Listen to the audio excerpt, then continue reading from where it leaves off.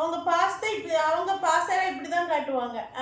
வாய் திறந்தா அவங்க பாசத்தை காட்டுறது அவங்களுக்கு கொஞ்சம் தெரியாதுல்ல. என்னடா வரேன்.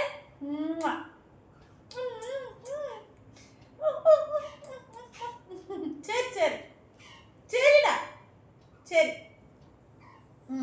சரி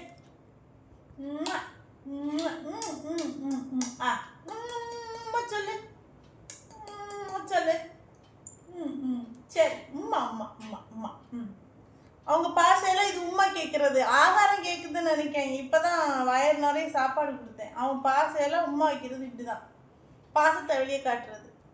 சரியா? சரிப்பா சரி சரி சரி.